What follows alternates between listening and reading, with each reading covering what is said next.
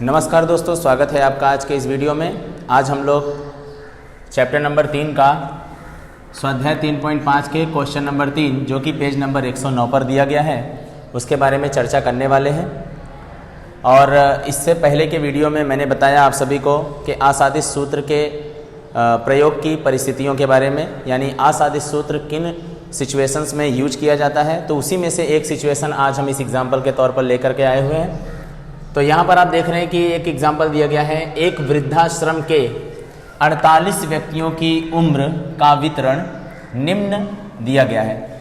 ये 48 व्यक्तियों के उम्र का वितरण है। तो यानी यहाँ पर आप सभी को पता चल गया कि सभी का टोटल करेंगे तो कितना आ जाएगा 48, यानी 48, जो कि हमारे लिए क्या है, नंबर ऑफ ऑब्जर्वेशंस, यानी 48 व्यक्ति। ठीक है। बहुलक ज्ञात करने हेतु कौन सा सूत्र योग्य होगा? ठीक है, बहुलक ज्ञात करने के लिए इसमें कौन सा सूत्र हमारे लिए योग्य होगा, चलिए उसको ढूंढते हैं। आप देख रहे हैं यहाँ 50 से 60 का गैप है, 50 से 60 दिखाई दे रहे हैं, यानी 10 का गैप है। 60 से 65 में केवल 5 का गैप है। तो यहाँ पर देख रहे हैं 10 का गैप, यहाँ देख रहे हैं 5 का गैप। इसका मतलब इसमें क्या हुआ, असमान वर्ग लंबाई है। क्या है? असमान वर्ग लंबाई। जब असमान वर्ग लंबाई वर्गों में दिखाई दे, जब असमान वर्ग लंबाई वर्गों में दिखाई दे तो हमेशा याद रखिए कौन से सूत्र का प्रयोग होगा, आसादित सूत्र का प्रयोग होगा। ठीक है। तो चलिए यहाँ पर बगल में हम लोग लिख लेते हैं कि बहुलक का आसादित सूत्र, बहुलक का आसादित सूत्र, जिसमें MO = 3m-2x बार, ये हमारा फॉर्मूला है। तो 3m-2x बार में सबसे पहले आप देख रहे हैं यम का मतलब होता है मीडियन। तो हमें क्या निकालना पड़ेगा, सबसे पहले मध्य का। क्या निकालना पड़ेगा? मध्य का। उसके बाद हमें क्या निकालना पड़ेगा, मीन का मतलब होता है माध्य। चलिए दोनों चीज़ों को फाइंड करते हैं। सबसे पहले हमें क्या ज्ञात करनी है, मध्यका। तो मध्यका के लिए हमें एक बड़ा सा सूत्र अप्लाई करना है। मध्यका का फॉर्मूला होता है m = n/2, m = l + n/2 - cf upon में f इंटू c। ठीक है। m = l + n/2 - cf upon में f इंटू c में सबसे पहले हमें क्या ज्ञात करना होता है, n/2। ठीक है। तो चलिए यहाँ पर हम लोग क्या करते हैं, सबसे पहले n/2 को ज्ञात कर लेते हैं। n/2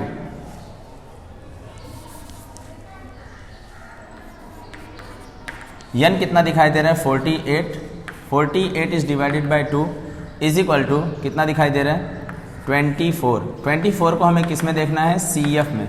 तो CF अभी हमने ज्ञात नहीं किया हुआ है। CF का मतलब होता है संचय आवृत्ति, क्युमुलेटिव फ्रीक्वेंसी। ठीक है। क्युमुलेटिव फ्रीक्वेंसी कैसे ज्ञात करते हैं, चलिए यहाँ पर देख लेते हैं। CF सबसे पहले 6 में 10 जोड़ेंगे तो कितना हो जाएगा, 16 में 19 जोड़ेंगे तो कितना हो जाएगा, 35 में 9 जोड़ेंगे कितना हो जाएगा, 44 में 4 जोड़ देंगे कितना हो जाएगा, 48। ठीक है। तो ये हमें क्या मिल चुका है, CF। अब CF मिल जाए तो 24 को इस CF में ढूंढिए, कौन से वाले CF में आ सकता है। 6 में 24 नहीं आ सकता क्योंकि ये छोटा है, 16 में नहीं आ सकता क्योंकि छोटा है, लेकिन 35 में ज़रा ध्यान से देखिए तो 24 आ सकता है। तो जिस CF में n/2 आ जाए वहां से लेकर के पूरे वर्ग तक हमें क्या कर लेना है, आउटलाइन कर लेना है। ठीक है। अब जरा ध्यान से देखिए, इसको आउटलाइन करने का मेरा मतलब क्या हुआ कि इसके अंदर हमें इस सूत्र में रिक्वायर्ड बहुत सारी चीजें मिलने वाली हैं। तो याद रखिए जो सबसे फर्स्ट लोअर लिमिट दिखाई दे रही है वो हमारे लिए क्या है, L है। क्या है, L। तो चलिए हमें L मिल चुका कितना, 65। ठीक है।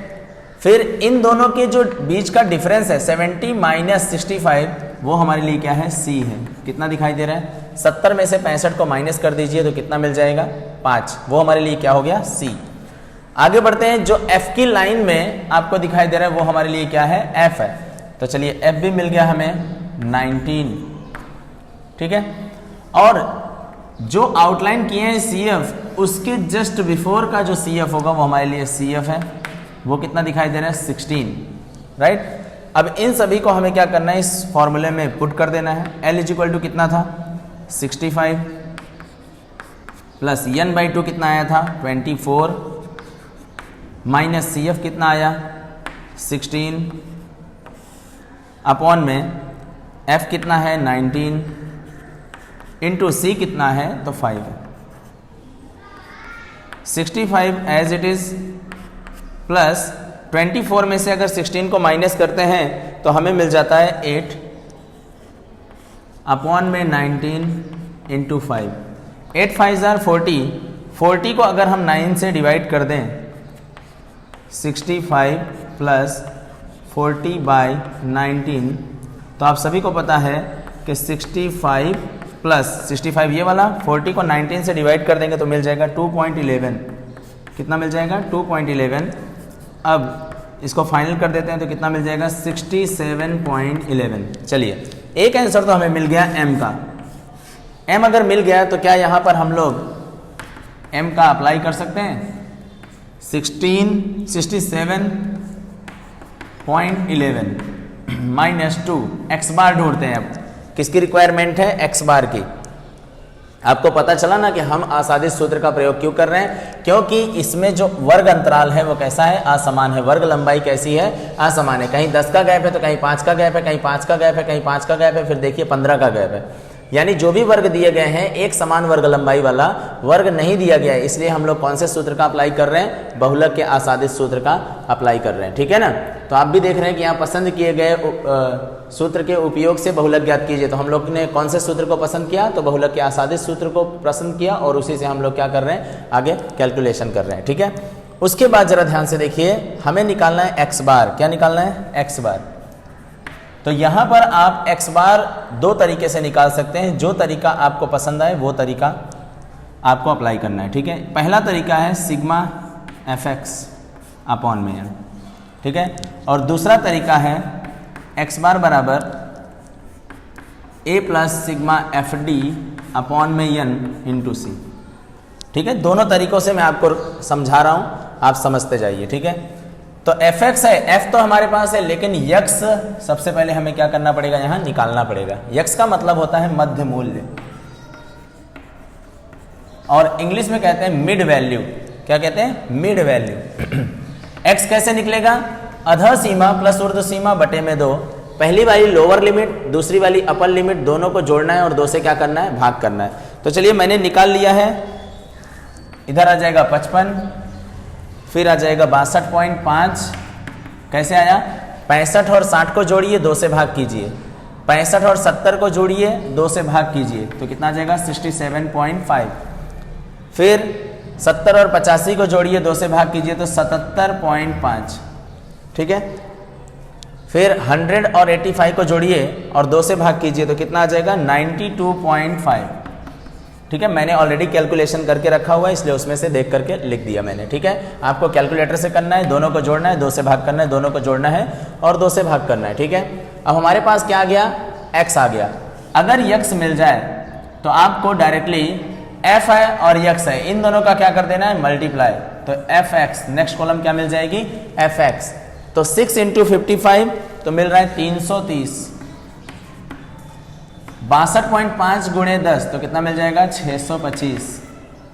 67.5 गुणे 19, 67.5 गुणे 19 करेंगे तो मिलेगा 1282.5। 1282.5। आप भी कैलकुलेटर से कैलकुलेट करके चेक करते जाइएगा ताकि आपको भी समझ में आए। 77.5 multiply by 9, 77.5 multiply by 9 697.5 right. 92.5 multiply by 4 तो मिल जाएगा हमें 370। ठीक है। अब आप देख रहे हैं fx मुझे नहीं चाहिए, fx का क्या चाहिए टोटल चाहिए। ठीक है ना, समेशन ऑफ fx या तो सिग्मा fx। तो आप देख रहे हैं कि सिग्मा fx मुझे चाहिए, यानी इस पूरे का हमें क्या चाहिए टोटल चाहिए। तो चलिए हम लोग इसका फटाफट टोटल कर देते हैं। 330, 625, 1282.5, 697.5 और 370 का टोटल हमें मिल रहा है 3305, 3305। ठीक है। 3305 मिल गया। अब हम लोग सूत्र में इजीली अप्लाई कर सकते हैं। यहाँ पर सिग्मा fx कितना आ चुका है 3305 is divided by n। n कितना था हमारे पास 48। चलिए तो 3305 को 48 से हम क्या कर देते हैं, डिवाइड कर देते हैं, तो हमें मिल जाएगा 68.85, 68.85, राइट। ये जो मिल गया, आप यहाँ देख रहे हैं यम मिला तो हमने रख दिया। अब हमें क्या मिल चुका है, एक्स बार, तो एक्स बार भी हम लोग यहाँ पर अप्लाई कर सकते हैं।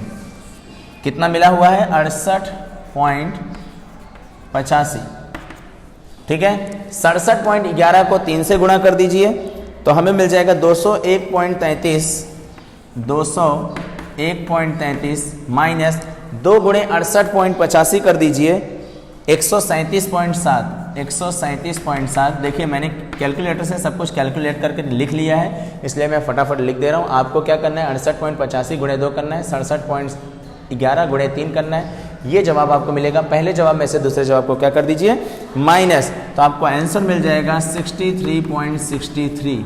ये क्या मिला, बहुलक मिल गया, ठीक है, यानी एमओ मिल गया, मोड मिल गया, ठीक है। तो इस प्रकार से बहुलक के आसादित सूत्र के प्रयोग द्वारा हम लोग बहुलक फाइंड कर सकते हैं। चलिए एक मैं दूसरी भी विधि बता रहा था आपको कि भाई एक्स बार केवल दूसरे रीत से कैसे फाइंड करेंगे। ये वाली रीत आपको ठीक लगी हो तो ये रीत, नहीं तो दूसरी विधि आपको जो अच्छा लगे वो विधि आपको अप्लाई करना है। नेक्स्ट हम बना रहे हैं x d is equal to x minus a upon में सी। ए का मतलब होता है अनुमानित मध्यक, अनुमानित मध्यक या तो माध्य, अनुमानित माध्य। इसको इंग्लिश में कहते हैं एज्यूम मीन। क्या बोलते हैं, एज्यूम मीन, मतलब ऐसा मीन जो हमने खुद ही मान लिया है, अनुमानित मध्यक। इसको बोलते हैं अंतराल, ठीक है ना। अब देखिए क्लास लेंथ है वो, यानी वर्ग अंतराल है, क्लास लेंथ है, ठीक है। अब हमें क्या करना है, इस यक्स में से, मध्य मूल्य में से किसी एक को हमें क्या मान लेना है, ए मान लेना है। यानी मैंने बोला ना अनुमानित, यानी खुद से मान लेना है, एज्यूम कर लेना है। तो चलिए मैंने किसको एज्यूम कर लिया, 55 को क्या मान लिया, ए मान लिया। तो यहाँ ए के स्थान पर कितना रख देते हैं, 55। और c इज इक्वल टू, सब में देखिए पॉइंट है तो मैं पॉइंट को हटाना चाहता हूं, तो मैंने c इज इक्वल टू कितना ले लिया, 0.5। आप 0.1 भी ले सकते हैं, लेकिन वैल्यू काफ़ी बड़ी बड़ी आ जाएगी। यहाँ पर सबके इकाई के स्थान पर 5 दिखाई दे रहा है, तो मैं 5 से अगर डिवाइड करूंगा तो आपको पता है कि कहीं ना कहीं ये 5 हट जाएंगे, ठीक है ना, और वैल्यू काफ़ी हद तक छोटी हो जाएगी। आपको कभी भी दशमलव हटाना हो तो याद रखिए 0.1 का प्रयोग कर सकते हैं, लेकिन यहाँ सभी के इकाई के स्थान पर 5 था, इसलिए मैंने सब में क्या ले लिया, 0.5 ले लिया। अब देखिए करना क्या है, यक्स की लाइन में से ए को घटाना है। तो आप सभी देख रहे हैं कि यक्स में कितना दिखाई दे रहा है, 55। 55 में से किसको घटाना है, ए को, यानी 55 को ही घटाना है। तो आंसर कितना आ जाएगा, 0। और 0 जो आया उसको 0.5 से क्या कर देना है, भाग कर देना है। तो आप सभी समझ गए कि 0 को अगर 0.5 से भी आप डिवाइड करेंगे तो अगेन क्या आ जाएगा, 0 आ जाएगा। 62.5 में से 55 को घटाइए, जो जवाब आता है, अगर आप 62.5 को 62.5 में से 62.5 माइनस 55 करते हैं तो आपको मिलता है 7.5। और 7.5 को अगर 0.5 से डिवाइड करते हैं तो आपको मिल जाता है 15। कितना मिलता है, 15। उसी प्रकार 67.5 माइनस 55, क्योंकि a इज इक्वल टू कितना लिए थे, 55 डिवाइडेड बाय 0.5, तो आपको मिल जाता है यहाँ पर 25। आप देख रहे हैं कि जो दशमलव आया हुआ था वो दशमलव क्या हुआ है, यहाँ से हट गया है। फिर आप नेक्स्ट क्या करेंगे, 77.5 माइनस 55, 77.5 माइनस 55 डिवाइडेड बाय 0.5, तो आपको मिल जाएगा 45। ये मैंने कैलकुलेट करके लिखा हुआ है, ठीक है। फिर 92.5 माइनस 55 डिवाइडेड बाय 0.5, तो हमें मिल जाएगा 75। चलिए ये सभी हमने क्या कर लिया, यहाँ पर फटाफट इसका डी निकाल लिया, डिफरेंस निकाल लिया, x माइनस ए अपॉन में सी। अब नेक्स्ट कॉलम किसकी बन जाएगी, यहाँ पर किसकी रिक्वायरमेंट है, एफ डी की। किसकी रिक्वायरमेंट है, एफ डी। तो हम लोग यहाँ पर क्या निकाल लेंगे, नेक्स्ट कॉलम एफ डी, यानी एफ और डी, ठीक है ना।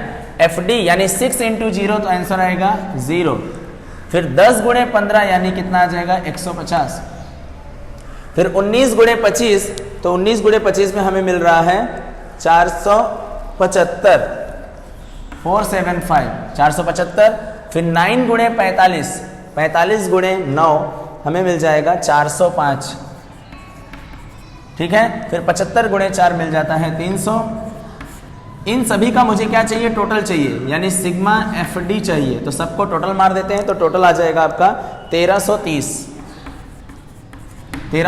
चलिए इस सूत्र में अप्लाई कर देते हैं। आप देख रहे हैं a को x में से माइनस किया था तो सूत्र में a प्लस हो जाएगा, c से आपने भाग किया था तो c यहाँ पर गुणे हो जाएगा, ठीक है ना, यानी उल्टी प्रोसेस हो जाएगी। सूत्र आपको याद करने की जरूरत नहीं है, इजीली याद कर सकते हैं। a बराबर में 55, a बराबर में हमने कितना माना था 55, सिग्मा FD कितना था 1330, बटे में कितना लेंगे n मतलब कितना 48, गुणे कितना लेंगे 0.5, क्योंकि 0.5 से आपने यहाँ क्या किया था भाग किया था।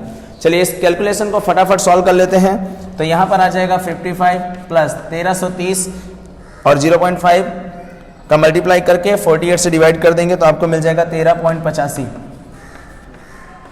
मतलब इसका गुणा किया और इससे भाग कर दिया और लास्ट में आपको मिल जाएगा 68.85। आप देख रहे हैं इस आंसर में और इस आंसर में किसी प्रकार का डिफरेंस नहीं है, क्योंकि ये क्या है सेम ही चीज़ है, बस आपकी पद्धतियाँ कैसी हैं थोड़ी अलग अलग हैं। जो आपको ज़्यादा अच्छा लगे वो आप इजीली यहाँ पर कैलकुलेट कर सकते हैं। और इस 68.85 को हमने कहाँ रख दिया माध्य के स्थान पर और उससे 2 से गुणा किया, 137 है 201.33 में से इसको घटा दिया तो आपको यहाँ पर बहुलक फाइंड हो गया होगा। ठीक है, आशा करता हूँ कि आपको ये पूरा वीडियो समझ में आया। वीडियो अच्छे से समझ में आ रहा है तो वीडियो को लाइक कीजिए, चैनल को सब्सक्राइब कीजिए। बहुत बहुत धन्यवाद। ठीक है।